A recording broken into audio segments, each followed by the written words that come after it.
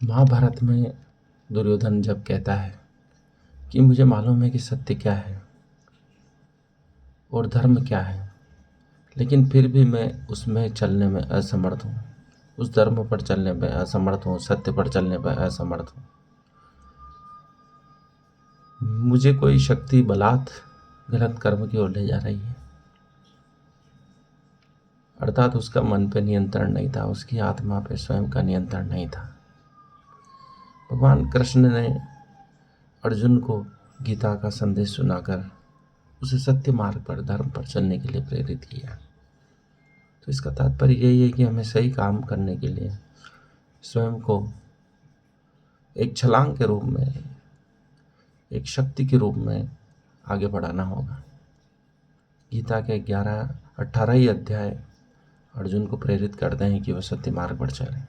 सत्य मार्ग पर चलना अपने आप को, अपने मन को नियंत्रण में लेके चलाना बहुत ही कठिन कार्य है। कृष्ण को भी 18 अध्याय सुनाकर अर्जुन को प्रेरित करना पड़ा। हमारे भी कई जन्मों का कारण यही है, हम बार बार जन्म लेते हैं और वही गलतियां करते हैं, क्योंकि सत्य का हमें ज्ञान है। कोई उपदेशक सत्य की बहुत बड़ी बड़ी बातें करता है, कथाएं सुनाते हैं, लेकिन उनके स्वयं के जीवन में वही लोभ, आकर्षण, ब्रांडेड बैग, आईफोन, कारें नजर आती है। वे अपने मन पर नियंत्रण नहीं कर पा रहे हैं।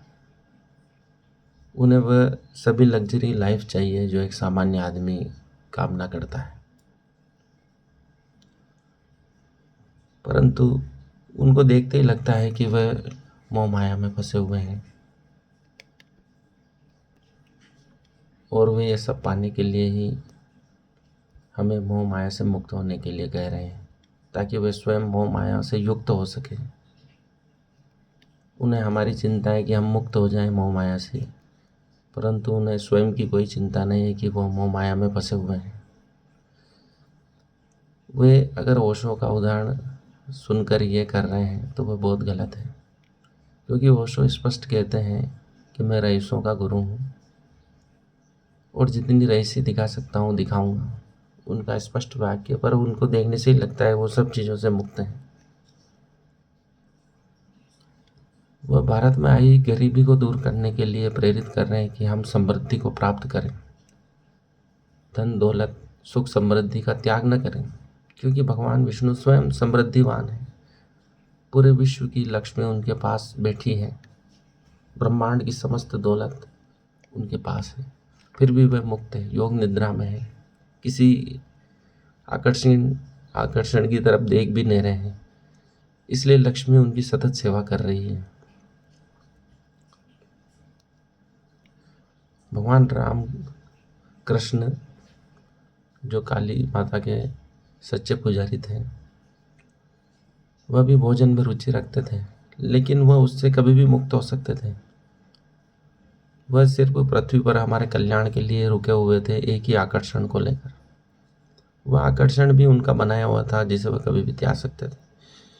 जिन चीज़ों को हम बनाते हैं उनसे मुक्त हो सकते हैं, लेकिन जिनके वश में हम होते हैं तो हम उनसे मुक्त नहीं हो सकते।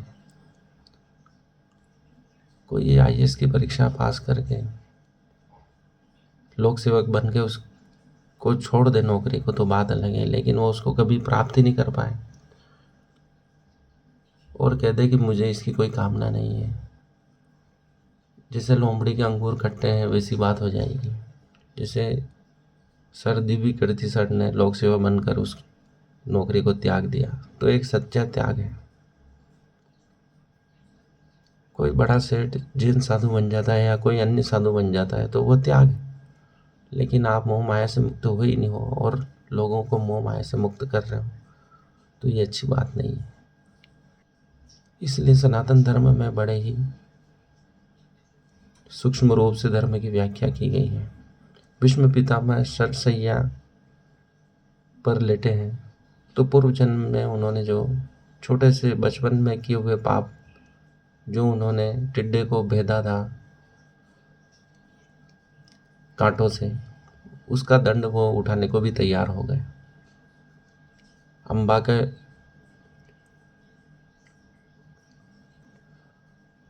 अम्बा जो प्रतिशोध की आग में जल रही थी और भीष्म पितामह से बैर रख रही थी, उसके लिए भी वो तैयार थे और दंड भोग कर मोक्ष को प्राप्त हुए। इसका तात्पर्य यही है कि आप मानव जाति का कल्याण करें, सूक्ष्म रूप से भी किसी को कष्ट न पहुंचाएं,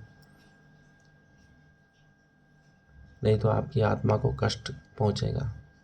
ये विधान है कि आप किसी को दुख दें तो उससे पहले आपको स्वयं दुखी होना पड़ेगा।